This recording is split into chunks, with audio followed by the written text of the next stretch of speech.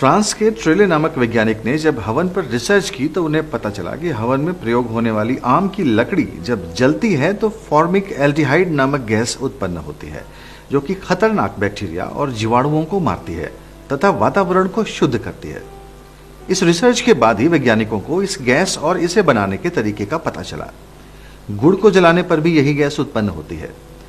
टोटिक नामक वैज्ञानिक ने हवन पर की गई अपनी रिसर्च में यह पाया कि यदि आधे घंटे हवन में बैठा जाए अथवा हवन के धुएं से शरीर का संपर्क हो तो टाइफाइड जैसे खतरनाक रोग फैलाने वाले जीवाणु भी मर जाते हैं और शरीर शुद्ध हो जाता है।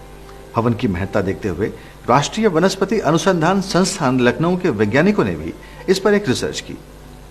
क्या वाकई हवन से वातावरण शुद्ध होता है और जीवाणु नाश होता है अथवा नहीं?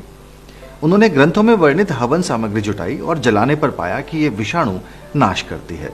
फिर उन्होंने विभिन्न प्रकार के धुएं पर भी काम किया और देखा कि सिर्फ आम की लकड़ी 1 किलो जलाने से हवा में मौजूद विषाणु बहुत कम नहीं हुए, पर जैसे ही उसके ऊपर आधा किलो हवन सामग्री डालकर जलाई गई तो 1 घंटे के भीतर ही कक्ष में मौजूद बैक्टीरिया का स्तर 94% कम हो गया।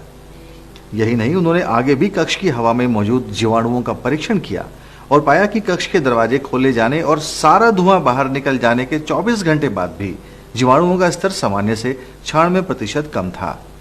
बार बार परीक्षण करने पर ज्ञात हुआ कि इस एक बार के धुएं का असर लगभग 1 माह तक रहा और उस कक्ष की वायु में विषाणु स्तर 30 दिन बाद भी सामान्य से बहुत कम था। यह रिपोर्ट एथनोफार्माकोलॉजी के शोध पत्र रिसर्च जर्नल ऑफ एथनोफार्माकोलॉजी में भी दिसंबर 2007 में छप चुकी है। रिपोर्ट में लिखा गया है कि हवन के द्वारा न सिर्फ मनुष्य को नुकसान पहुंचाने वाले बैक्टीरिया का भी नाश होता है, बल्कि वनस्पतियों एवं फसलों को नुकसान पहुंचाने वाले बैक्टीरिया का भी नाश होता है, जिससे फसलों में रासायनिक खाद का प्रयोग कम हो सकता है।